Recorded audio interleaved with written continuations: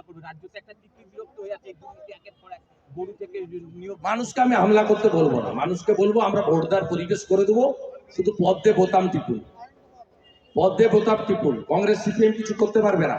মুর্শিদাবাদে বলে আমরা জোট, কিচ্ছু করতে পারবে না। মীনাক্ষীর জ্যাঠা সীতারাম ইয়েচুরি 4 বার বিরিয়ানি খেয়েছে চোর ভাইপোর সঙ্গে। পাটনাতে একবার, বাঙ্গালোরে একবার, মুম্বাইতে একবার, দিল্লিতে একবার। আর অধীর চৌধুরী এখানে বহরমপুরে এসে গলা ফাটায় বিজেপির ভোটটা কাটার জন্য, অ্যান্টি তৃণমূল ভোটটা নেয়ার জন্য। আর দিল্লিতে গিয়ে চোর মমতার সঙ্গে, তার চোর ভাইপোর সঙ্গে অধীর চৌধুরীর মালিক সোনিয়া গান্ধী, রাহুল গান্ধী, প্রিয়াঙ্কা গান্ধীরা একসঙ্গে বসে কফি খায়, ডিনার করে, লাঞ্চ করে।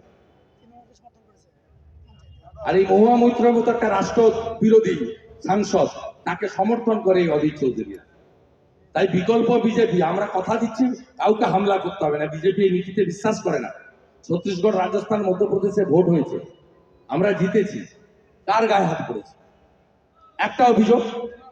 উত্তরপ্রদেশ থেকে ত্রিপুরা, এতগুলো রাজ্যে ভোট হয়েছে গত 2 বছরে, 2.5 বছরে, কোথাও কোনো পোস্টপল ভায়োলেন্স হয়নি। শুধু এই একমাত্র রাজ্য, জঙ্গলরাজ পিসি ভাইপোর রাজ্য, এখানেই এসব জিনিস হয়। এই জিনিস আমরা বন্ধ করব, আমরা পরিবেশ তৈরি করব।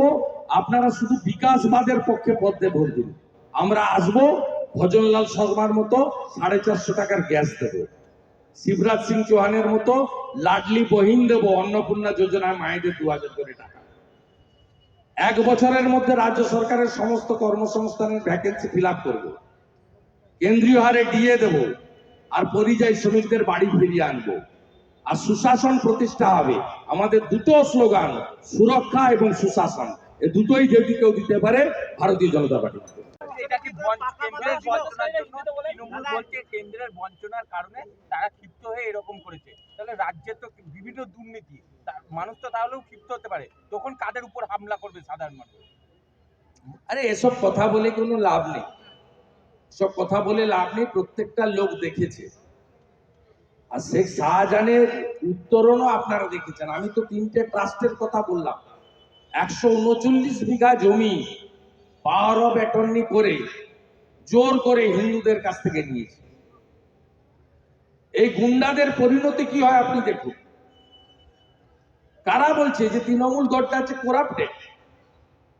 এই দলের প্রত্যেকটা লোক, মমতা ব্যানার্জির পরিবারের লিপস এন্ড বাউন্স, তার সম্পত্তি অ্যাটাচমেন্ট হয়েছে, তার কোম্পানি সিওর ভয়েস টেস্ট হয়েছে। নবীন প্রবীণ সবাই মিলে জেলের ভিতরে। পার্থ চ্যাটার্জির মতো 150 কেজি ওজনের লোক জেলের ভিতরে।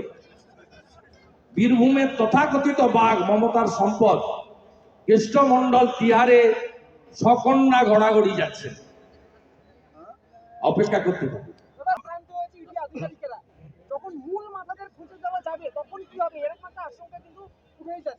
আরো প্রস্তুতি নিয়ে যাওয়া উচিত, এক সেকশন সিআরপি নিয়ে যাওয়া উচিত,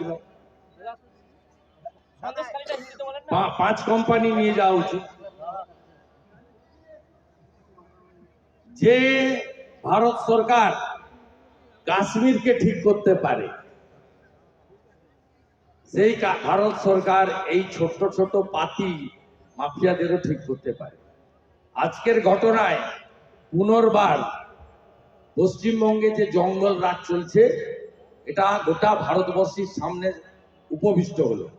আর এর জন্য দায়ী মমতা ব্যানার্জি, কারণ তিনি 21 সালে নিজাম প্যালেসে নিজে ধর্ণা দিতে গেছিলেন। তিনি আরেকটা চোর রাজীব কুমারকে বাঁচানোর জন্য সারা রাত্রি ধর্মতলাতে ধর্ণা দিয়েছিলেন। অর্থাৎ ঝাড়ে একটাই বাঁশ হয়, তাই মমতার ঝাড়ে শাহজাহানরাই হয়, মমতার ঝাড়ে অন্য কোনো বাঁশ হতে পারে না।